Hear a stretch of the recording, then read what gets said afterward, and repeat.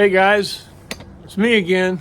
We're back over here. I'm heading to the beach, and the mic's on the way. So I wanted to see what is progress. Well, at this point, would you call it progress or demolition? It's demolition. It's knowing where not to stop yet. Yeah.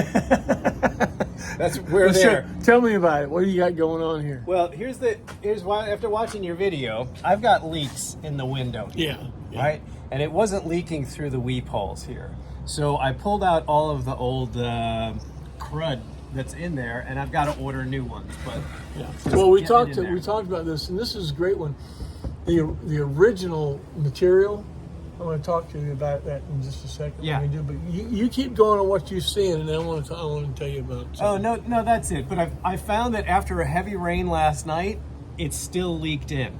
Fine. So what I'm finding is it was leaking through here and under here through the actual windows themselves. Uh-huh. So I started sealing everything up, and I'm going to dose it later just to make sure and check. But everything should come out the weep holes, and everything should be fine. Right. I'm hoping. Good. What do you think about that, Jim? All right. Let me tell you what I know. Okay. And it was really interesting coming over here from Orlando. A guy called me up, and he had two questions. All right. And I found the way it works best for me is that he asked this question and said, okay, let me tell you everything I know about that. And he said, well, what about this? No, listen, I'll answer all your questions, more than you can even ask. Let me just tell you what I know about it. Okay. Okay. Okay. So, and I really think that this might be a good way to do this. Okay. So here's what I know about that window. And I've got my stick frame friend here.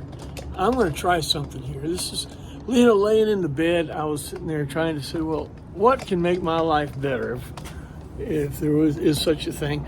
And one of them is when I come over like Mike's place here, and we're looking at something. Man, if I could just have a third set of hands or something, So I got my stick buddy here, and Hey, look at that how about technology. that, huh? All right, so here's the deal.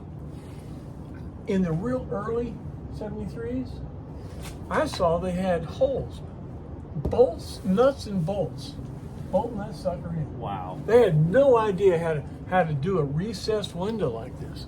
It just, and over the years, right here, the floor Yep. is rotted right there because Yep. all the water comes out of this window. Yep. It never did. They were figuring out how to seat it on the fly. It's kind of like a 64.5 Mustang. Yeah. Right.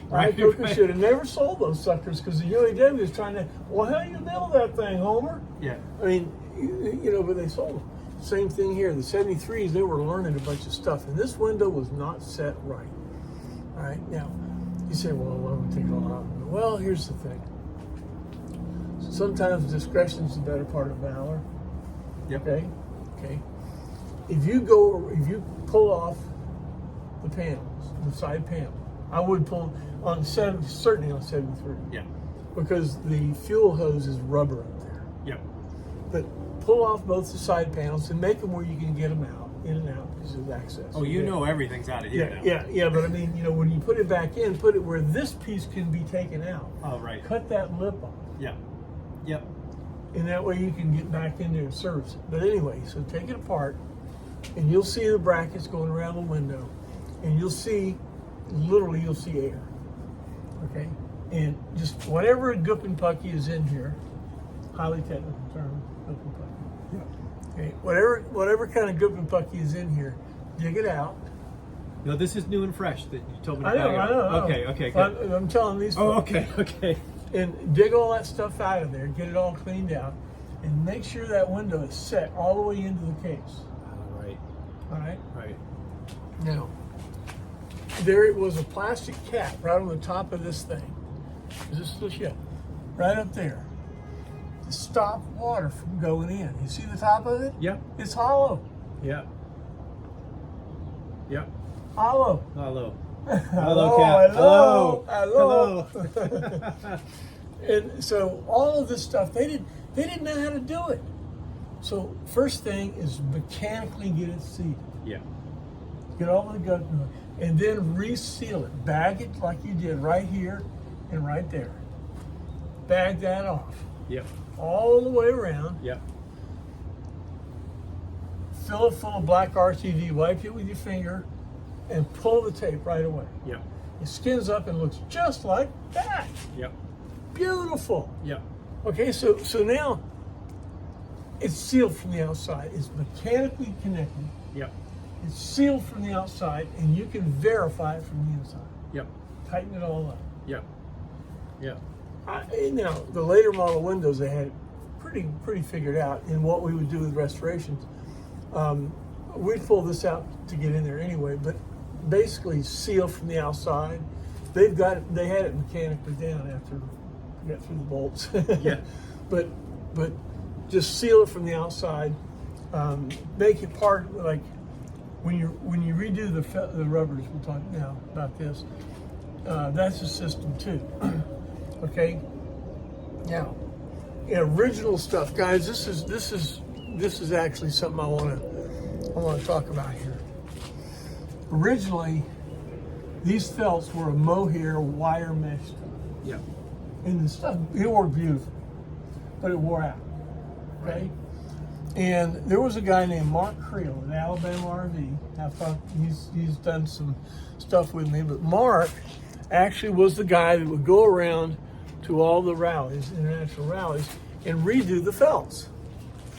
And you'd follow it, you know?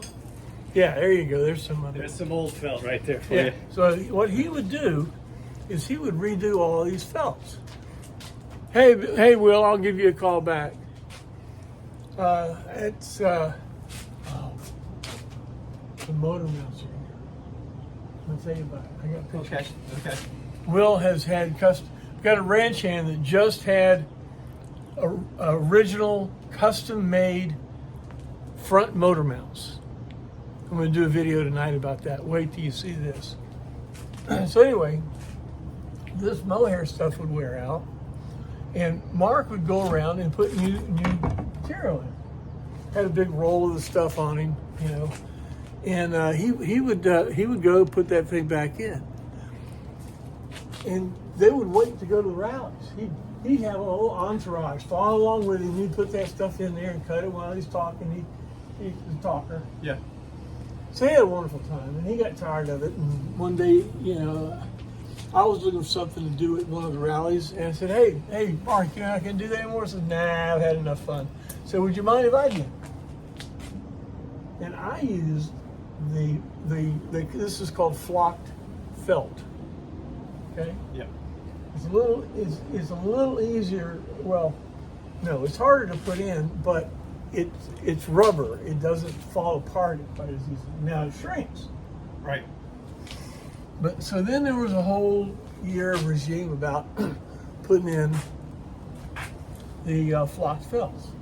Take 2 8-foot sections of felt to do both windows. Yep. So I started going around to the rallies, a bunch of that felt over my shoulder, a little box full of shit. People would follow me and watch me do this. And watch me make the guy upset because we wanted to pull his bar off and stuff. Yep. So we had a really fun time with that. But now, where I'm at now is I'm doing this kind of like for fun now.